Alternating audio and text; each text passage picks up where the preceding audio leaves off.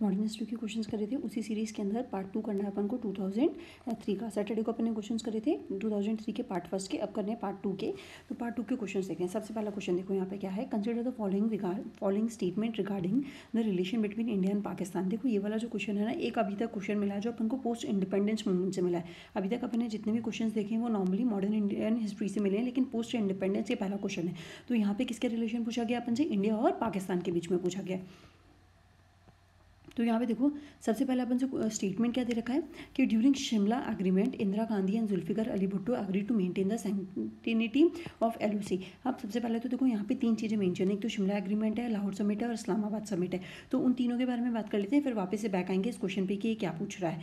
अब उसके देखो जनरली लोग है ना पोस्ट इंडिपेंडेंस छोड़ के जाते हैं, अगर टाइम नहीं हो तो छोड़ देना। वैसे भी इसके क्वेश्चन कम आते हैं, मीन्स में ज़रूर आता है लेकिन इतना नहीं आता। अब देखो सबसे पहले मैं बताती हूँ आपको, थोड़ी सी टाइमलाइन याद रखोगे तो ये चीज़ याद हो जाएगी। मैंने यहाँ पे लिखी भी है। देखो 1947 से 48 के बीच में जो हुआ था, क्योंकि 47 में इंडिया आज़ाद हुआ था, तो हरी सिंह आपने एक्सेशन वाला कश्मीर का पढ़ा होगा। तो वहाँ पे क्या होता है कि पहली वॉर होती है जम्मू कश्मीर को लेकर, कब, अक्टूबर 1947 के अंदर, जो कि 1 जनवरी 1949 को ख़त्म होती है। और किसके डिक्लेरेशन से, UN के डिक्लेयर करता है सीज फायर को, जो रेक्टिफाई करता है कराची एग्रीमेंट। अब देखो यहाँ पे कुछ चीज़ें जो इंपॉर्टेंट है वो नोट करना कि कराची एग्रीमेंट से सीज फायर साइन होता है जुलाई 1949 के अंदर। अब उसके बाद नेक्स्ट जो आता है 1952 से 54 में, वो क्या आता है, दिल्ली एग्रीमेंट आता है। दिल्ली एग्रीमेंट में क्या होता है, देखो यहाँ पे क्या होता है, देखो जुलाई 1952 के अंदर क्या होता है, जम्मू कश्मीर को जो होता है स्पेशल स्टेटस, स्पेशल पोजीशन दी जाती है इंडियन कॉन्स्टिट्यूशन के फ्रेमवर्क के अंदर। यानी कि अपन को पता है कि जो 270 था वो अभी हटाया गया, उसके बारे में बात हो रही है। फिर यहाँ पे देखो जम्मू कश्मीर जो होता है कॉन्स्टिट्यूएंट लेजिस्लेचर रेक्टिफाई कर देता है स्टेट एक्सेशन किसका, इंडिया का, यूनियन ऑफ इंडिया, यानी जो जम्मू कश्मीर है वो किसका पार्ट बन गया है, इंडिया का पार्ट बन गया है। और वो कब रेक्टिफाई करता है, फरवरी 1954 के अंदर।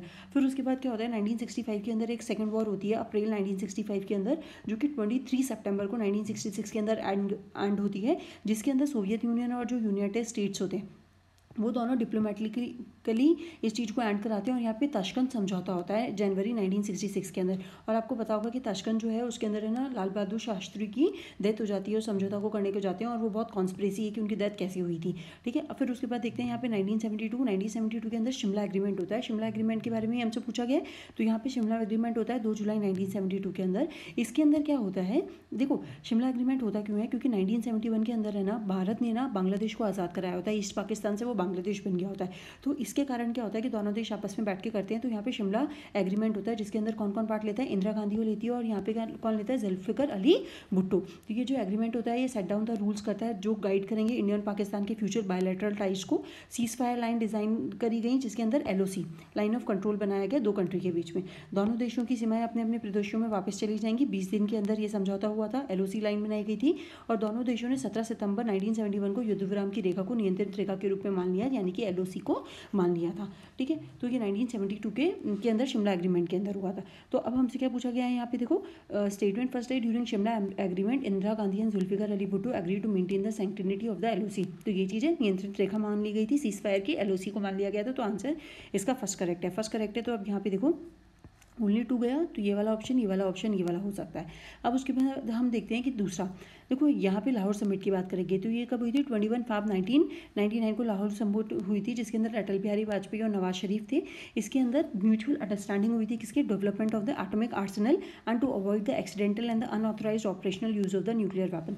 यानी जो लाहौर समिट हुई थी उसके अंदर अटल बिहारी वाजपेयी और नवाज शरीफ के बीच में हुई थी। इसके अंदर जो एटॉमिक आर्सेनल होते हैं या जो न्यूक्लियर वेपन्स होते हैं ना, उनका अनऑथराइज्ड ऑपरेशन करना या फिर उनका एक्सीडेंटल यूज करना, उस चीज़ पे उनको अंडरस्टैंडिंग हुई थी। म्यूचुअल अंडरस्टैंडिंग मतलब रोक लगी थी एक तरह से न्यूक्लियर वेपन पे। तो देखो उससे पहले एक और ट्रीटी थी जो नॉन न्यूक्लियर, जो एक हुई थी NNAA, जो कि नॉन न्यूक्लियर एग्रेशन एग्रीमेंट हुआ था, बायलैटरल एग्रीमेंट हुआ था, कंट्रोल ट्रीटी हुई थी इंडिया और पाकिस्तान के बीच में, जो कि ड्राफ्ट हुई थी 1988 के अंदर, साइन हुई थी 21 दिसंबर 1988 के अंदर, राजीव गांधी और बेनजीर भुट्टो के बीच में हुई थी, और फोर्स में कब आई थी, जनवरी 1991 के अंदर। फिर जनवरी 1992 को क्या हुआ था, जनवरी 1992 से क्या होने लग गया कि इंडिया और पाकिस्तान एनुअली एक्सचेंज करते हैं लिस्ट किसकी, मिलिट्री और सिविल न्यूक्लियर रिलेटेड फैसिलिटीज़ की। जो भी न्यूक्लियर वेपन से रिलेटेड जो लिस्ट है, जो न्यूक्लियर वेपन्स पाकिस्तान के पास है, जो न्यूक्लियर वेपन इंडिया के पास है, तो जनवरी 1992 से दोनों एक दूसरे से हर एनुअली हर साल लिस्ट को एक्सचेंज करते कि हमारे पास ये चीज़ है। तो ये वैसे लाहौर घोषणा हुई कब थी? 1999 के अंदर। और यहाँ पे सेकंड स्टेटमेंट देखो, Lahore summit took place in the year 1997। तो ये वाली ऑप्शन गलत हो गया, तो ये ऑप्शन गलत हो गया, तो अपना फर्स्ट ऑप्शन भी गया। अब या तो थर्ड है या फिर फर्स्ट है। तो फर्स्ट का तो हमें ऑलरेडी पता है कि फर्स्ट है, तो फर्स्ट को तो छोड़ देते हैं। फिर यहाँ पे देखो, Islamabad summit was held between Rajiv Gandhi and Nawaz Sharif, ये चीज़ गलत है। जो इस्लामाबाद समिट है ना, वो एक सार्क जो मीटिंग होती है, सार्क के जो ग्रुप्स हैं उसको कभी याद करने की ट्रिक बताऊंगी, सार्क के मेंबर्स वगैरह को कैसे याद करना है। तो वो जो उसकी मीटिंग चल रही थी और वो इस्लामाबाद के अंदर हुई थी। इस समिट के अंदर राजीव गांधी और बेनजीर भुट्टो ने भाग लिया था, ना कि नवाज शरीफ ने। ठीक है, लाहौर समिट के अंदर नवाज शरीफ ने भाग लिया था, इसके अंदर नहीं लिया था। तो थर्ड भी रॉन्ग है, थर्ड भी रॉन्ग। तो ये ऑप्शन भी क्या, तो आंसर डायरेक्टली क्या आ गया हमारे पास?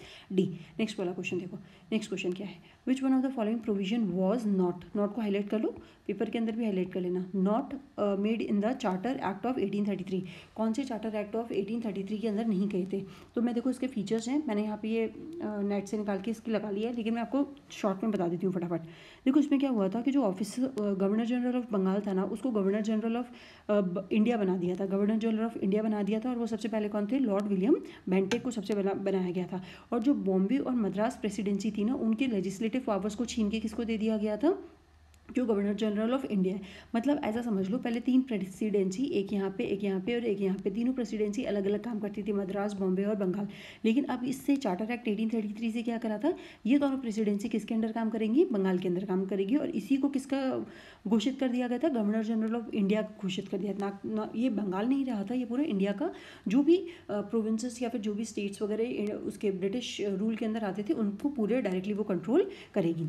फिर उसके बाद क्या हुआ था कि दूसरा पॉइंट ये था कि वहाँ पे गवर्नर जनरल की एक काउंसिल बनाई गई थी, जिसके मेंबर्स कितने करे गए थे? 4 करे गए थे।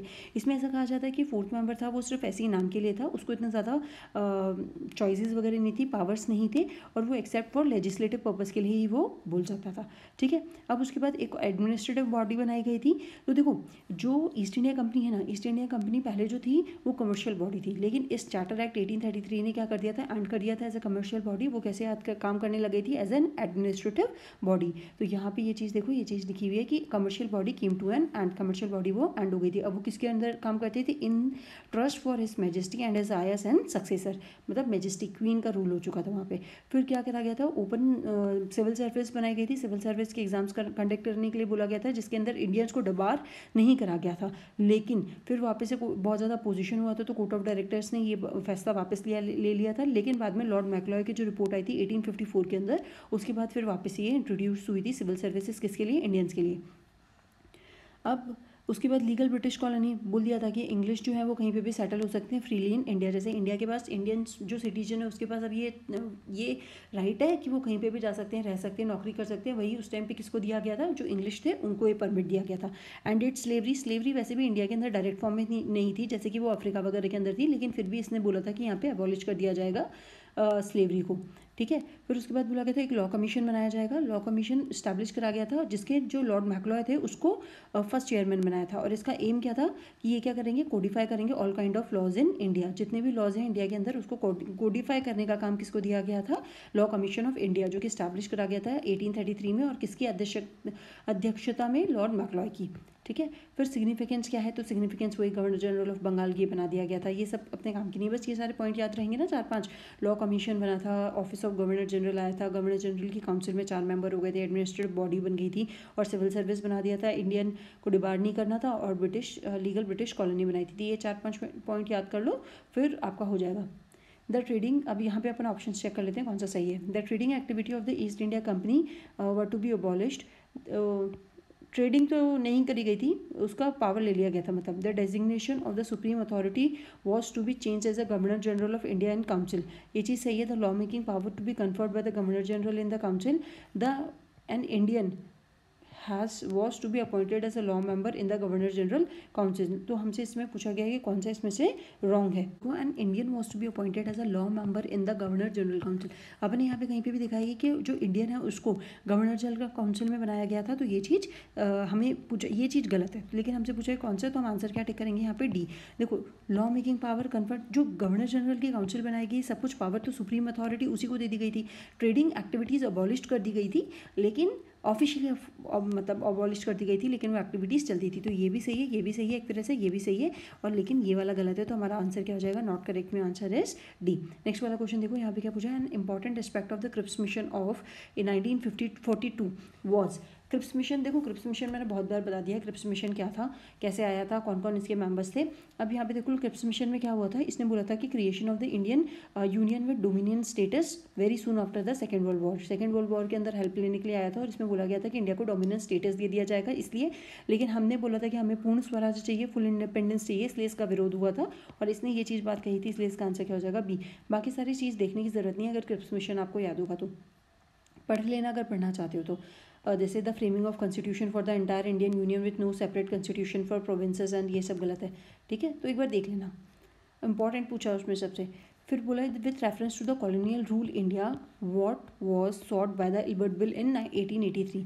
इल्बर्ट बिल के द्वारा क्या सॉर्ट करा गया था? देखो इल्बर्ट बिल के पीछे स्टोरी क्या है, वहाँ पे क्या होता था कि जो अंग्रेज होते थे वो अपने आप को सुप्रीम समझते थे, तो उन्होंने बोला था कि जो भारतीय जज है वो उन पर मुकदमा नहीं कर सकता था। पहले ऐसे रूल चलता था कि जो स्टेट मतलब जो ब्रिटिश अंडर थे ना, जो प्रोविंसेस थे उसके अंदर ब्रिटिश रूल चलता था, जो रूलर थे ना उसमें मुगल रूल और जो हिंदी कानून वगैरह वो सब चलते थे। लेकिन बाद में क्या हुआ था कि इल्बर्ट बिल के आने से पहले पूरे देश में एक ही कानून लागू कर दिया गया था। तो इल्बर्ट बिल ने बोला था कि जो भारतीय जज है ना वो भी यूरोपियंस की सज़ा सुना सकता है, लेकिन इसका बहुत ज़्यादा विरोध हुआ था। और ये कब आया था? 9 फरवरी 1883 को लॉर्ड रिपन लेकर आया था, बहुत विरोध हुआ था। फिर लॉर्ड रिपन ने इसके अंदर संशोधन करे थे, रिफॉर्म्स करे थे। फिर रिफॉर्म में क्या बोला कि 50 जब भी ना ज्यूरी बैठेगी उसके अंदर 50% यूरोपियन जज होंगे। और आपको पता है कि ज्यूरी जब भी बैठती है तो जितना मेजोरिटी होता है उसी से डिसीजन लिया जाता है। तो ये एक तरह से बचाने का लूप होल बना दिया था उन्होंने फिर बाद में। और इसको लागू कब करा गया था? 1 मई 1884 को लागू किया गया था। तो अब देखो उसका ऑप्शन देख लो, to bring Indians and Europeans on par as far as the criminal jurisdiction of the court was concern. ये चीज़ सही है कि क्रिमिनल मामलों के अंदर भी यूरोपियन को भारतीय जज सजा दे सकता है, इसके लिए ये चीज़ लाई गई थी। फिर to impose severe restriction on the freedom of the native press के लिए नहीं था। To encourage the native Indian to appear for civil service के लिए भी ये नहीं था। To allow native Indian to purchase arms by arms act आया था, ये चीज़ भी गलत है। तो इसका ये तीनों ही गलत है। इसका आंसर क्या हो जाएगा? इल्बर्ट बिल जो था वो लॉ रिलेटेड, कोर्ट से रिलेटेड था, तो इसका आंसर क्या हो जाएगा? ए। अब यहाँ पे देखो, when Congress leader condemned the Montagu Chelmsford report many moderates left the party to form the. Montagu Chelmsford reform कब आया था? 1980 के अंदर आया था।